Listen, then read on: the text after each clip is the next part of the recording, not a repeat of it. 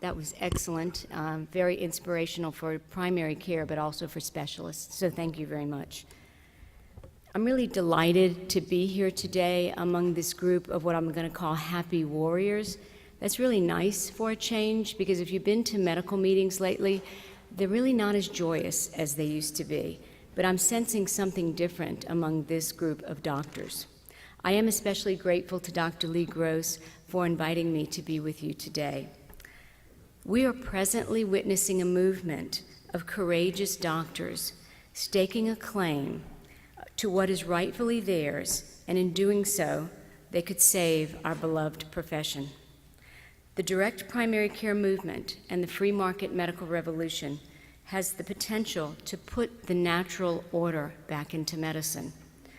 But putting the natural order back into medicine requires doctors to believe in themselves, to believe themselves to be the possessors of everything that it takes to reclaim medicine.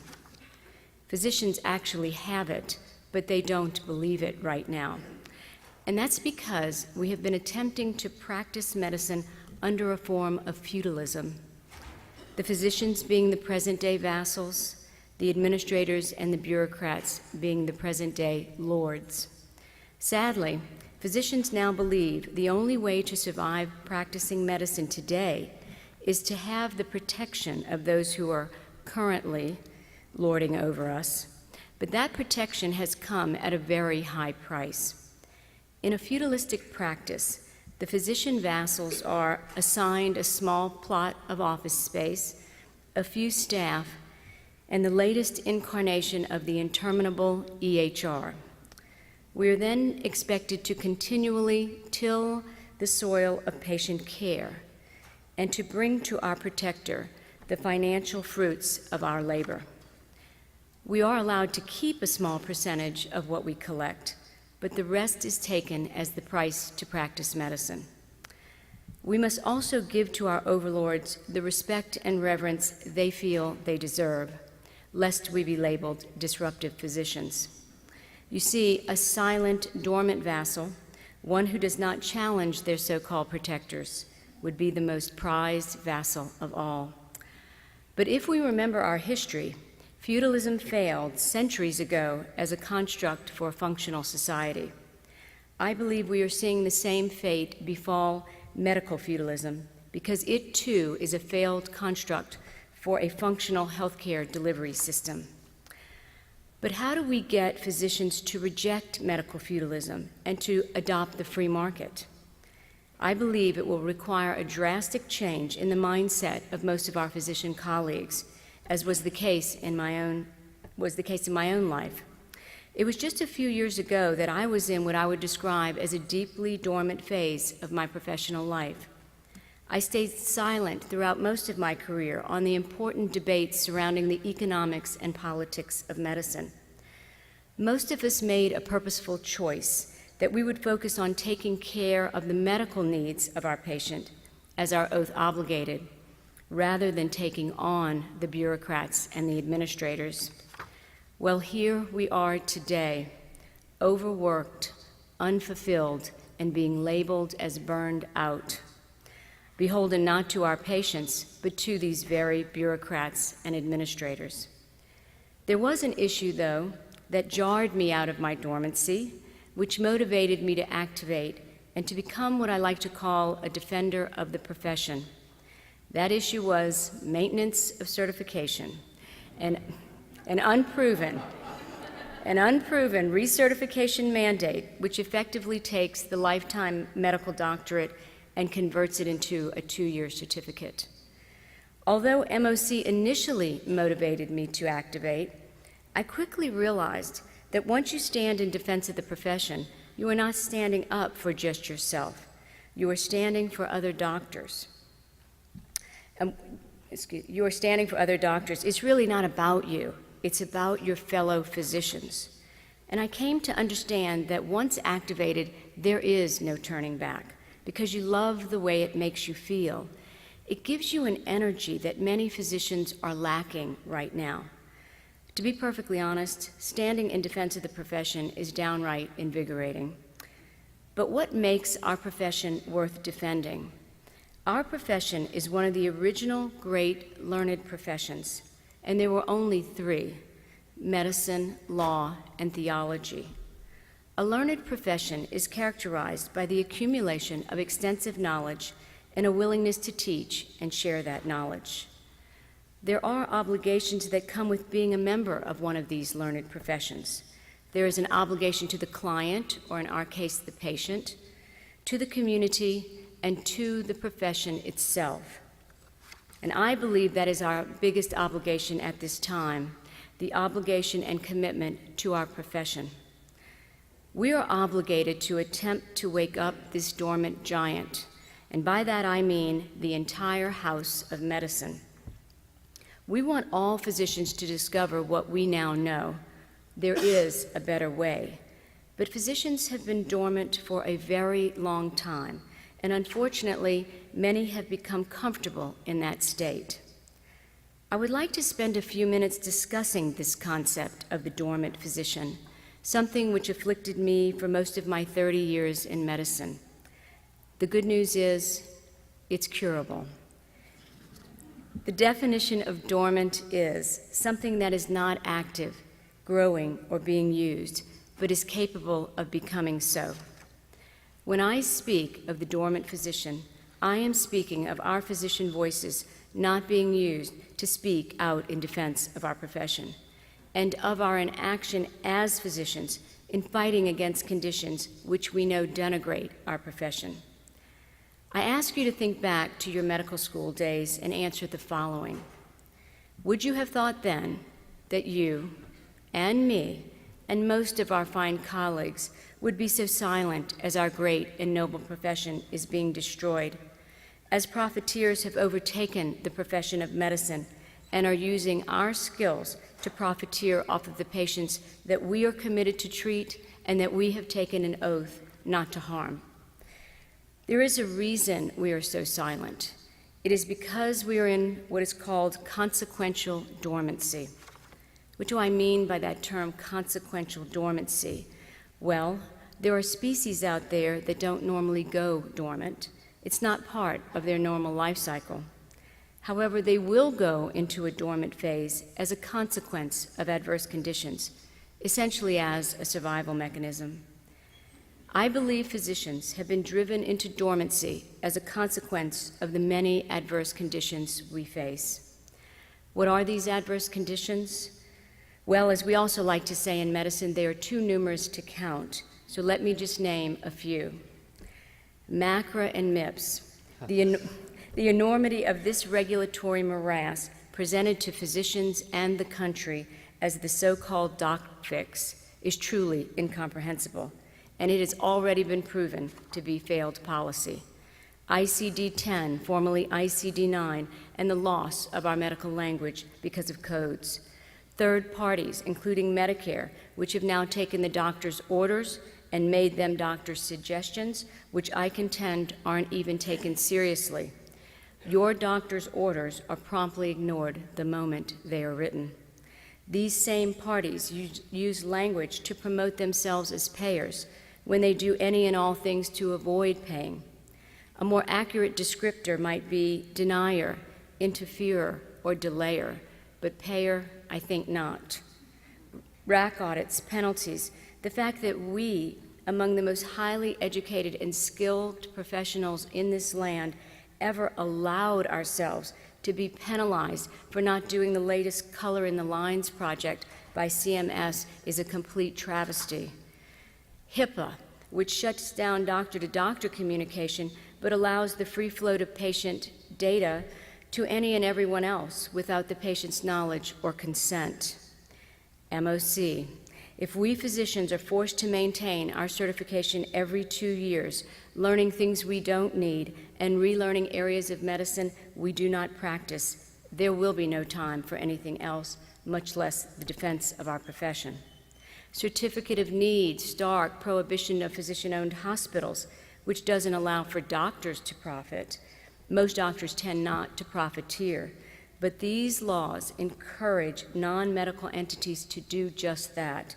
They profiteer off of our skills and off of our patients. Politicians and health policy wonks who devise and pass legislation such as the HMO Act, the Health IT Act, ACA, MACRA, and MIPS, just to name a few, which effectively transforms our exam rooms into the laboratories of absurdity. These same politicians allow for and encourage the encroachment of individuals into our learned profession who have not acquired the extensive knowledge and skill that has been the standard for our profession. The EHR, that's the one that I want to focus on because I do believe this is the biggest threat to our professionalism. The EHR has destroyed the doctor's note, taking a once relevant, succinct, and honest document and turning it into the exact opposite, a dishonest, voluminous billing or coding record filled with irrelevant junk data that the physician is forced to enter.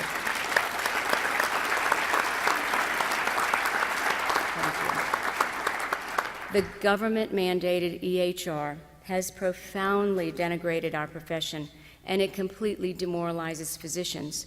And I believe it is the main contributor to the epidemic of physician burnout. I do not believe burnout is because physicians are working hard. That's kind of in our DNA. It's what we do. But our work has to have meaning, and because of the EHR, the work we are now doing is meaningless to physicians. The EHR indentures physicians into a servitude where they are doing 6 to 10 hours of uncompensated work a week. That works out to 4 to 6 weeks a year. The AMA recently tweeted out an article describing the 83 minutes a night that family physicians are spending at home doing tasks on their EHR. Instead of calling this an abomination and calling for the end of the EHR, the AMA chose to term it pajama time. I've also seen it referred to as date night with your EHR. I guess they were attempting to be funny in describing this, but frankly, I don't see it as humorous.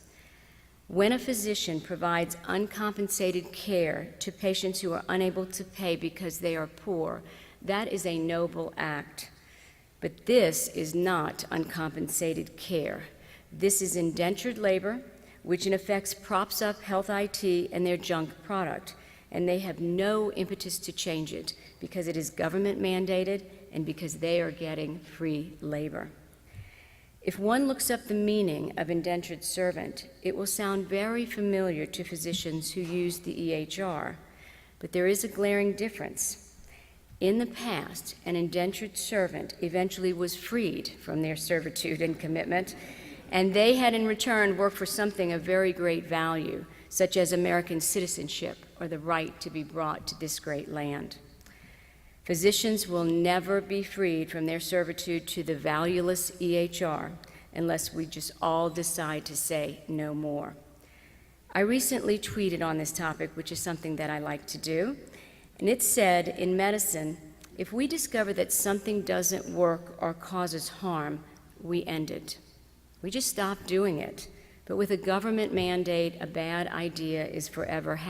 #ditch the EHR.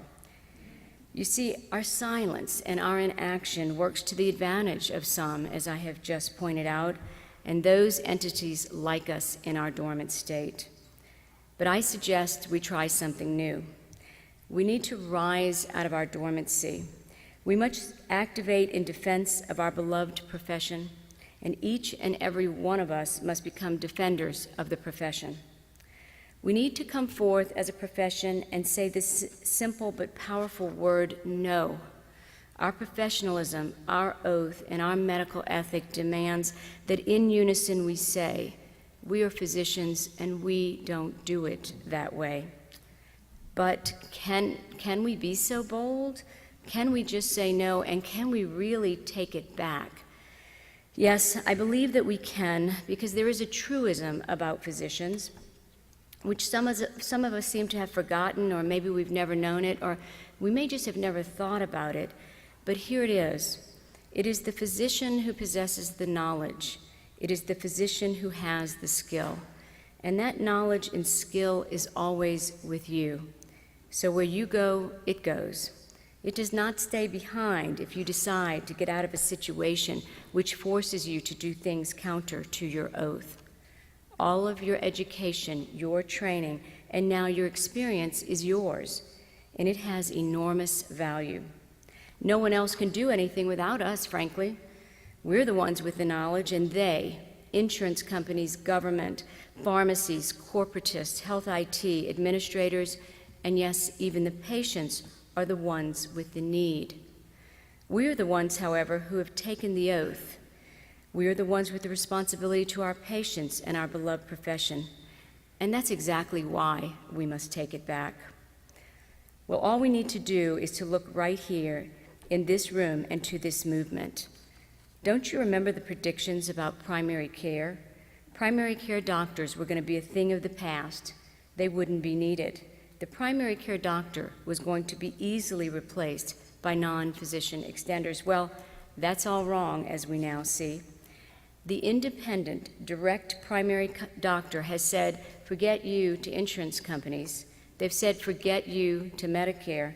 And they're saying, forget you to mega corporate pharmacies because they are dispensing medication right out of their own offices.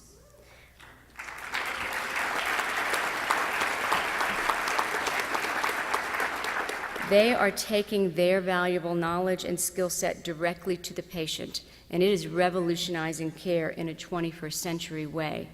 But it is also going back to a kind of traditionalism, because that's the way it used to be.